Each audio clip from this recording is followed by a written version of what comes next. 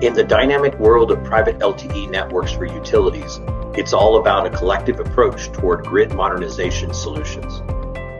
Together with our 100+ member ecosystem and the Utility Strategic Advisory Board, we're de-risking private LTE investments. We're not just providing solutions, we're pioneering a cleaner, safer, more affordable, and secure energy future through 900 MHz powered private LTE networks. By joining us, you're part of a force driving innovation, accelerating returns, and future-proofing the entire ecosystem. It's more than spectrum. It's about evolving together. Don't miss out. Embrace the power of collective action, ensuring a sustainable utility private LTE evolution. To learn more, visit Anterix.com.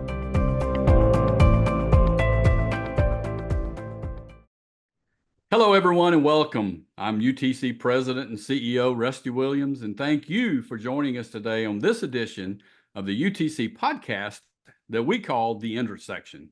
We call it The Intersection because UTC and its members sit at the intersection of technology and the delivery of reliable and cost-effective utility services. I'm happy to welcome today our guest, Mr. Tom Galloway.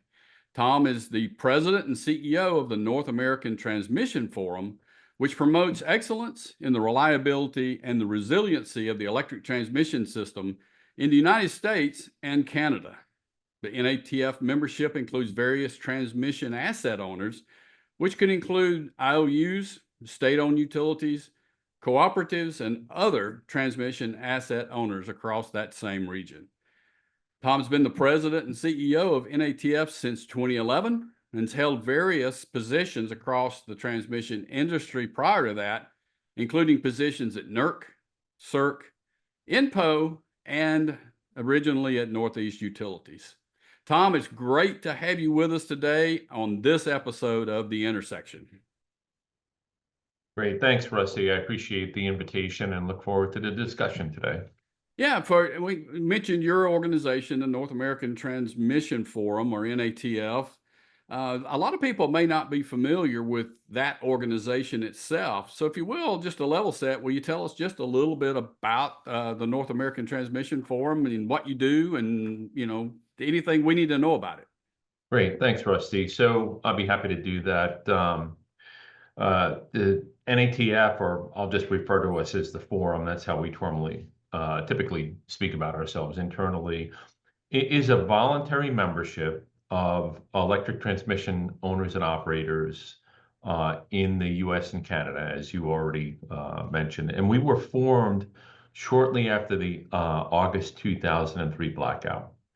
That blackout led to several important industry changes to prevent the recurrence of future similar events.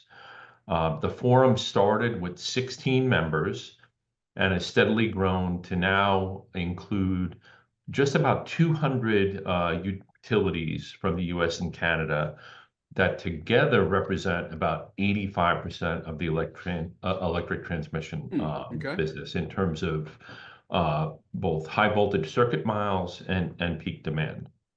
Our mission, and you already alluded to this, is to promote excellence in the safe, reliable, resilient, and secure delivery of electric service. And put simply, the way we do that is we help our members exchange information in a very rapid, granular, and confidential form so that they can improve transmission performance. We do that in terms of challenges that the industry is facing, solutions that people have put in place, and best practices. I guess that kind of sums us up, is that we have a large set of members, a large number of participant subject matter experts, and in our construct, the confidential construct, we share information that's really important and timely for the members to understand collectively to advance excellence in electric transmission. Yeah, and I had the opportunity to attend one of your regional meetings back in the summer, and I appreciate that invitation. And I got to meet many of the people that are part of your organization, from quite honestly, a lot of the same companies that are members of UTC. It's just the transmission folks as opposed to the IT or the telecommunications folks. But I learned a lot about your organization. And many of us on the IT and telecom side don't understand the relationship between, I mean, we know NERC, right? And we know FERC, and we know some of those organizations. But what's the relationship between, say, NERC and your organization? You said it was a volunteer organization, but what's the relationship, and how do those two organizations work together for the betterment of the transmission part of the business? Yeah, great question.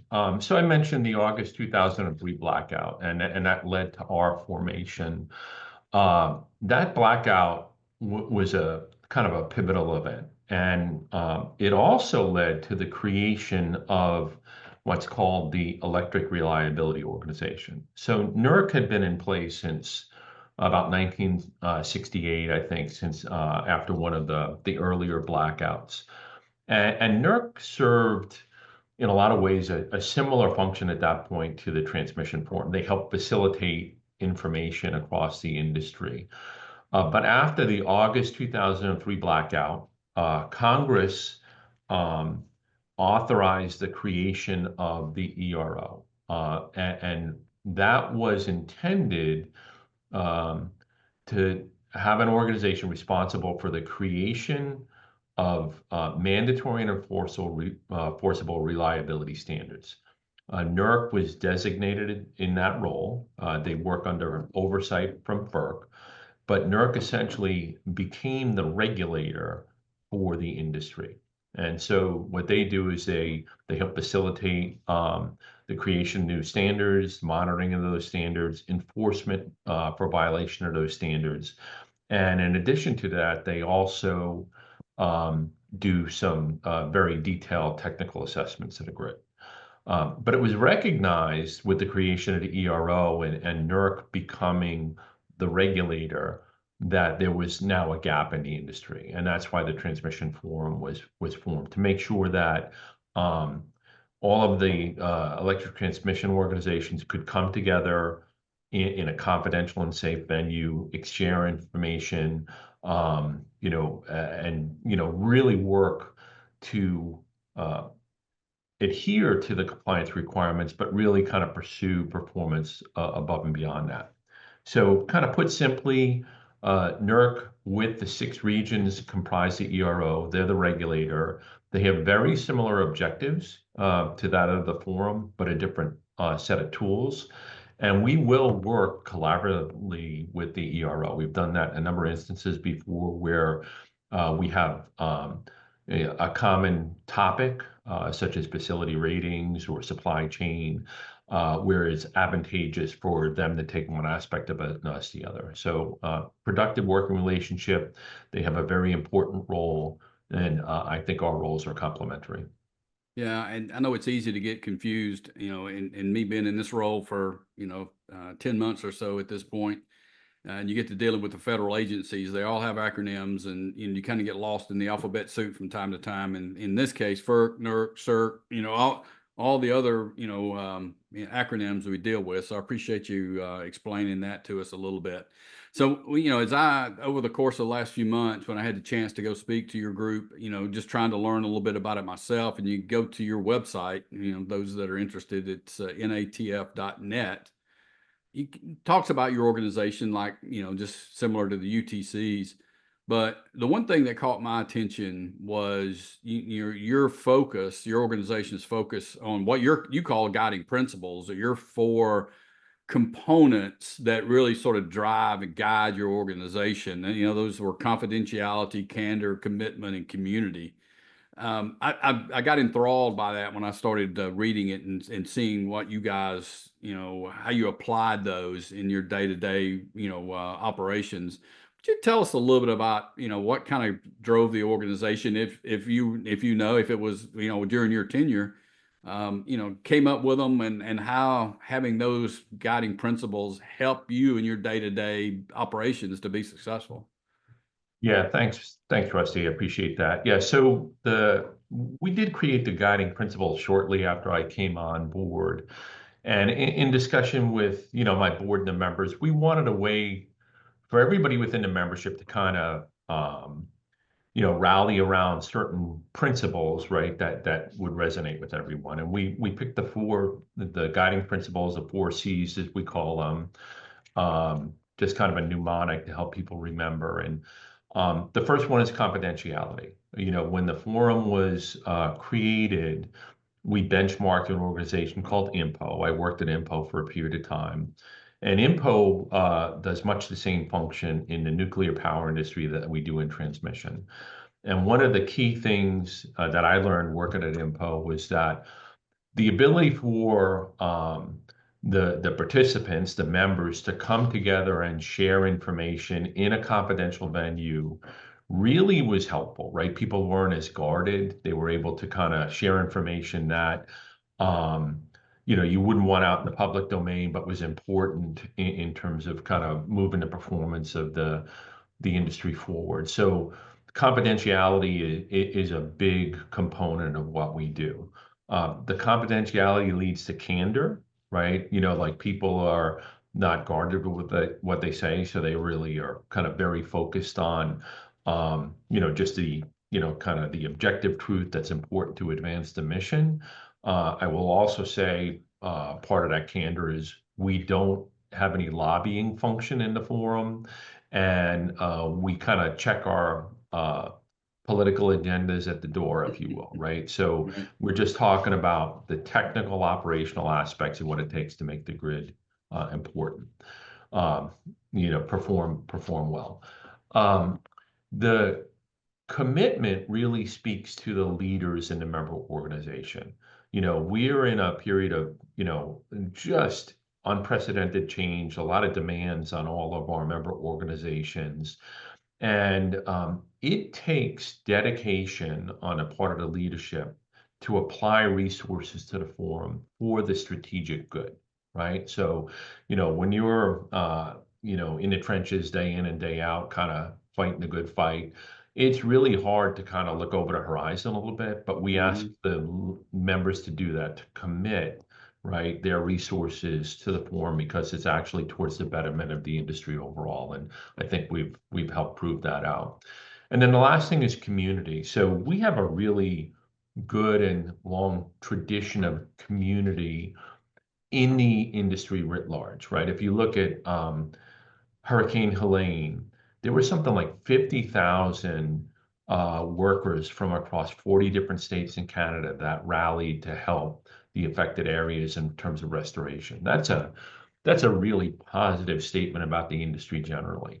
So we take that and we build on it within the forum. We really kind of build a community where there's mutual support and trust. You feel like you can pick up the phone and call anybody else in the membership and ask for help, and you'll get that help. And we put a high premium on kind of reinforcing that sense of community within the transmission forum. Yeah, that's something that people that have not been involved in the utility industry don't understand, that what you just described, especially when you're looking at suppliers or service providers that may have, sold or provided services into other industries, banking or education or, telecommunications, commercial telecommunications.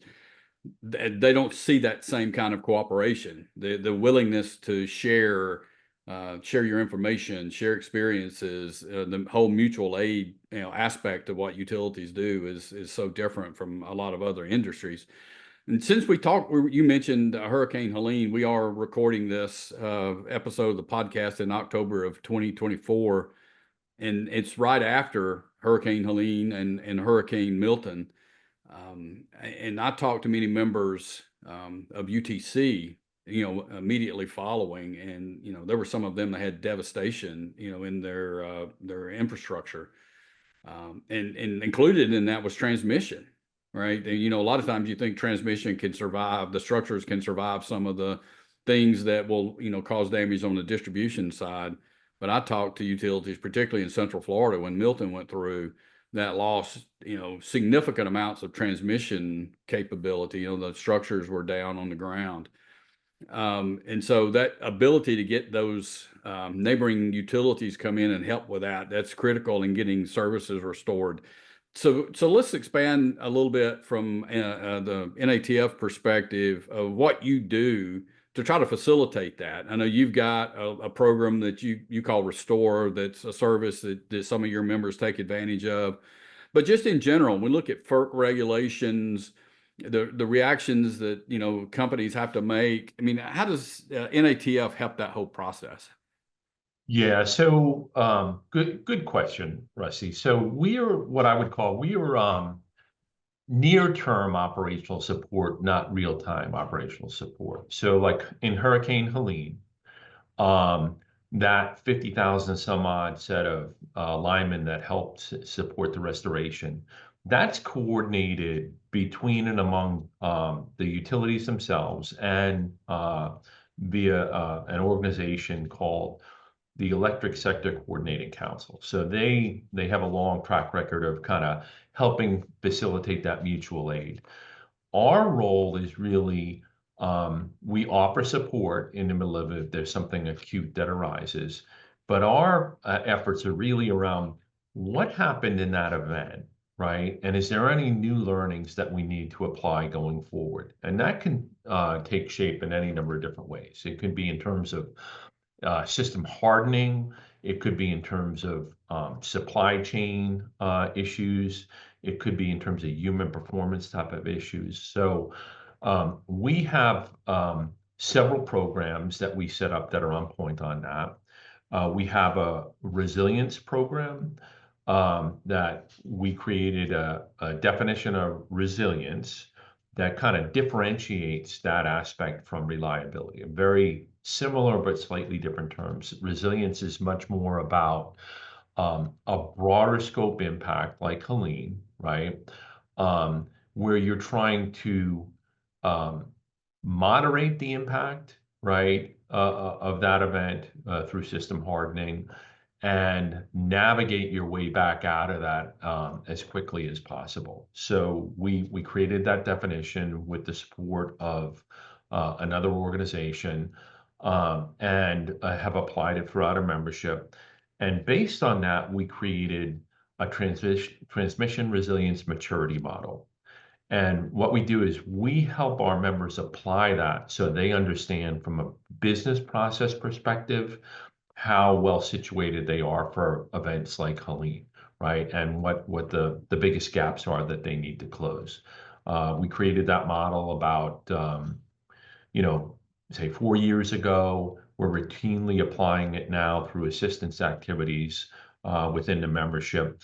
And we're getting more and more of a better picture on an individual member basis and collectively the areas that we need to focus on. The Restore program that you mentioned is around sharing of key spare parts, in particular transformers, but we're expanding that to circuit breakers and specialized conductors. And it's in the event of a casualty that it really kind of exhausts the normal complement of spares that you can lean on your members for support. So we've kind of pre-identified spares that would fit between members, and that program is set to really kind of help facilitate that exchange. So those are a couple of the things, just a couple of the things that are on point with your question.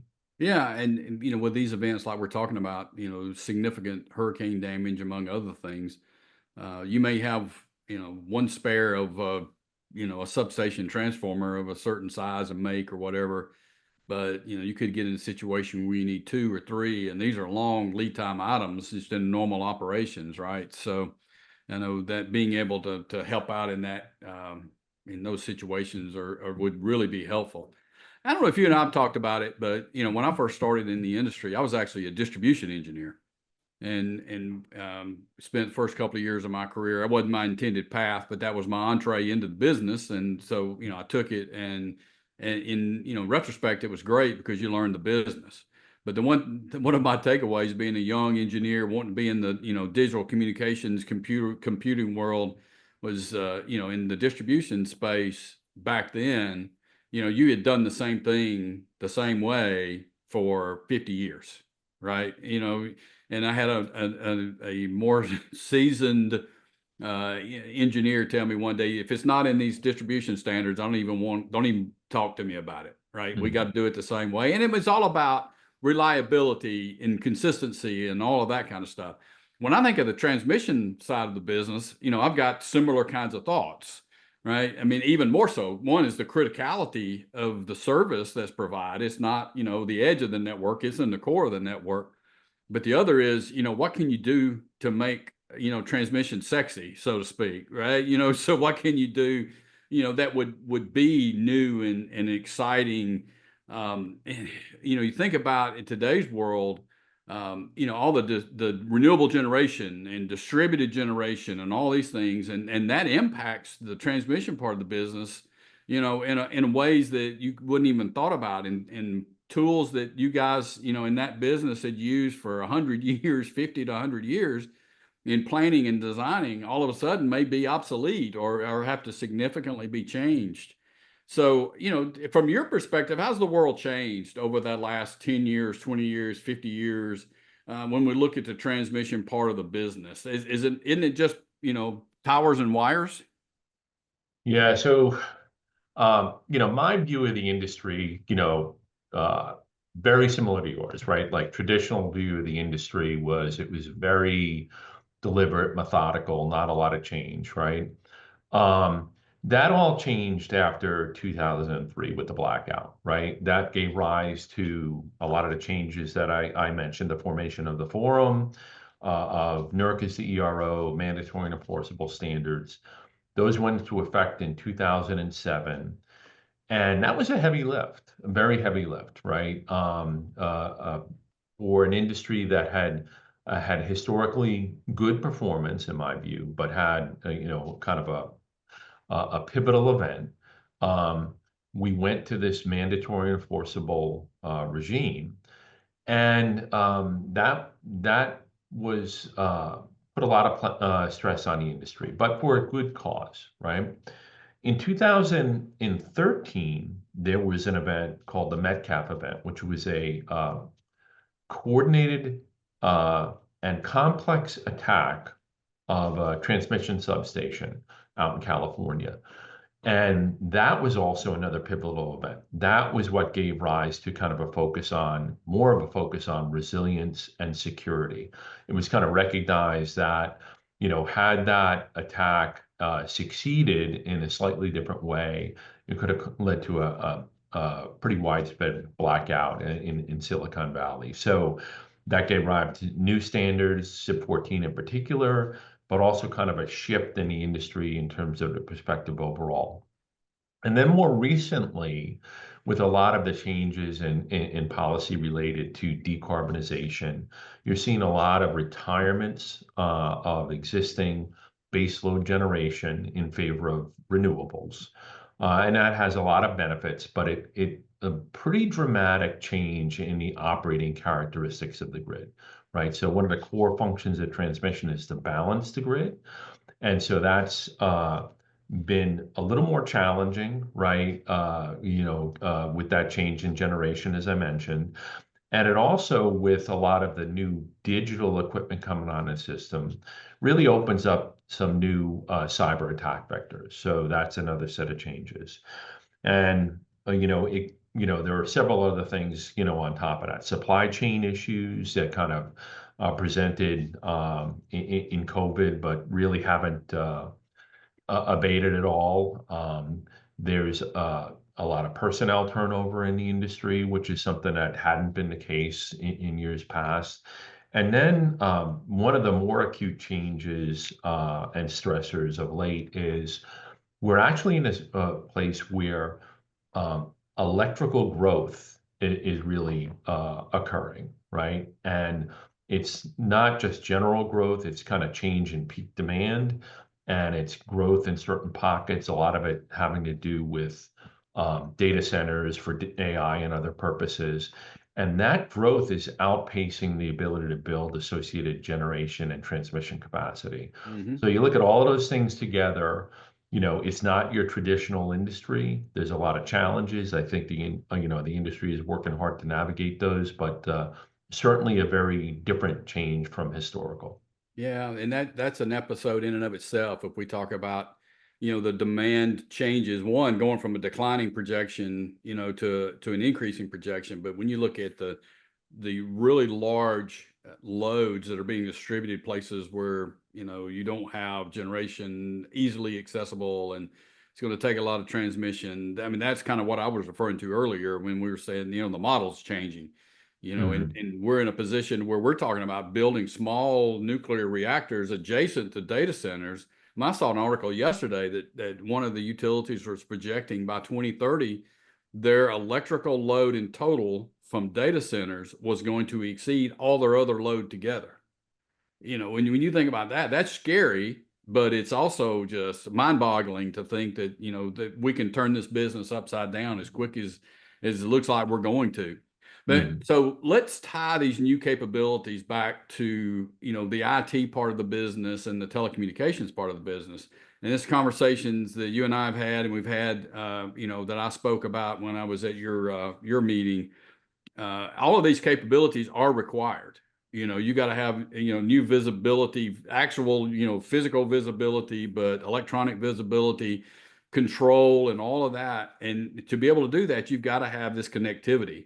And so whether it's, from a wireless telecommunications perspective, or you're talking to humans, or it's the computers talking to each other, that's going to be critical. I mean, these things don't work if you're not able to talk to them. And as we've seen recently, back to Hurricanes Helene and Milton, when you've got extended outages, a lot of the commercial capabilities kind of go away just because of the impact and the the impact to the infrastructure, but also the when you have extended power outages along with that.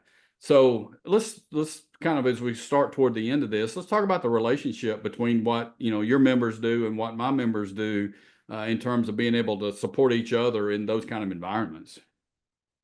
Yeah, so great question, Rusty. So, and again, you said earlier on, there's a pretty extensive overlap between our members, right? And you work on the communication side, and we work on the electrical production side. But there's a great intersection, name it the podcast. But I really think there is on an important topic. To me, resilient communications is one of the keys to reliability and resilience, right? And what I mean by that is both voice and digital communications, right? You need to be able to monitor the status of the equipment in the field. You need to be able to kind of change the status as need be.